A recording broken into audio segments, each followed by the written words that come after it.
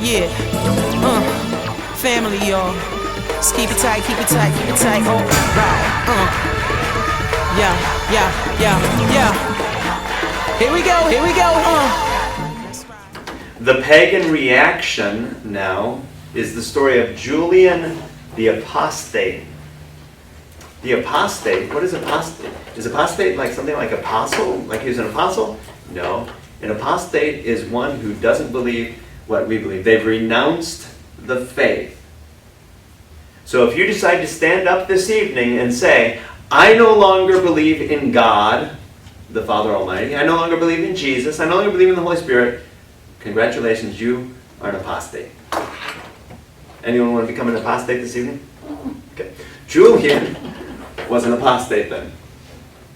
After Constantine's death, think about the logic of this now, the army killed many of his relatives. Why would you kill his relatives? Because he has 3 sons who are going to be sharing the kingdom now. We're going to divide the kingdom up among his 3 sons. Do we want other relatives meddling in that? Saying, oh, well, I'm a cousin, or I'm a sister, I should have some share of the empire too. No, it's better for us, let's just be clean about this. If we kill all of the relatives except for the 3 sons, then those 3 sons are going to have the rule of the empire. Good strategy? So that was the strategy they used then. They killed the relatives so the 3 sons would have absolute power. Constantine's son's cousin, Julian, survived. Why? Because he was young. He was 9 years old at the time. Do we really have to worry about a 9-year-old taking the throne? Spare the 9-year-old. So he was spared. What does that mean then? He studied philosophy in Athens. He had abandoned Christianity, which is why we call him the apostate. An apostate then is a Christian who has abandoned his or her faith. And he was interested more in mystery religions. So in the ancient world we had all sorts of mystery religions into which you could be initiated, and that was more to his liking. Constantine's son is Constantius. Constantius now finds himself with 2 brothers, but what happens when both of your brothers die?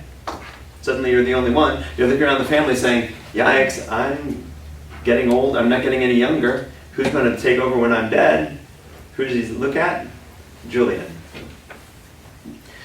He appointed Julian to rule Gaul, present-day France, and Julian did so in an exemplary way. Julian was a good ruler. And so if we need someone to replace the emperor, it only makes sense for Julian to be the one. Constantius dies, and now Julian, because he becomes the emperor. Was Julian a Christian? No, he had abandoned Christianity. He was an apostate. So now we have an emperor on the throne, right? With Constantine, he united the empire under Christianity.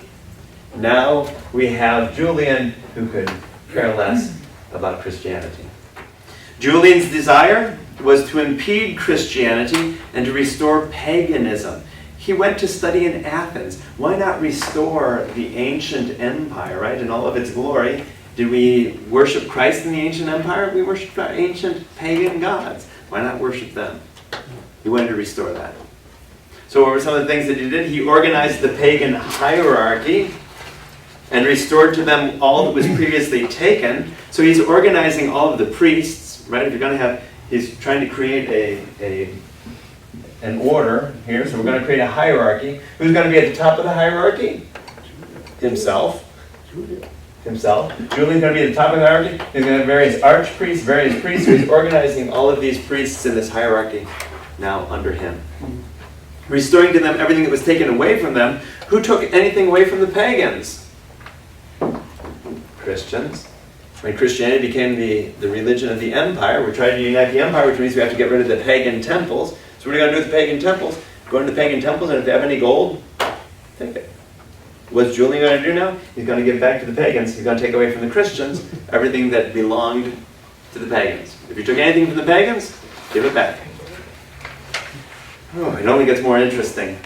He organized all the pagan priests under archpriests, and he named himself as supreme priest. He passed laws forbidding Christians to teach classical literature. So he's not going to persecute the Christians. We're not going to hear of any more persecutions. With Constantine, the persecutions ended. He's not going to persecute them. All he's going to do is going to pass a law saying Christians cannot teach ancient philosophy.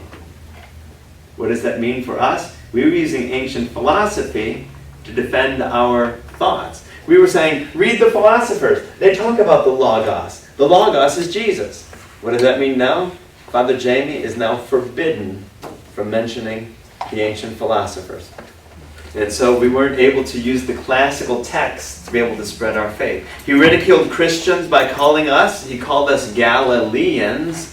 Do we remember the geography? So in the Holy Land, Galilee was in the north and Judah was in the south. Jesus was from the north, and he traveled to the temple in the south, but he was from the north. He was from Galilee, which means that his apostles were Galileans, right? They were simple fishermen and people from Galilee.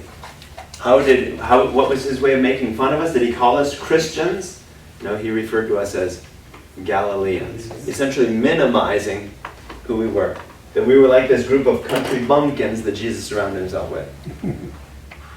He wrote a work called Against the Galileans, which really meant against the Christians, mocking Jesus and mocking the Bible's teachings. We said that in the south was Judah, the capital of the south was Jerusalem, where we had the temple. The temple was destroyed in 70 AD. Oh, well, that was just a sign from God that, like, it's a new era. Judaism is over, and now it's time for all of us to be Christians, right? So what does he decide to do? To rebuild the temple. Why? Because he liked Jews? No. Because the Christians were essentially saying, look, right? The end of the Jews, the era of the Jews ended because Jesus is the Messiah.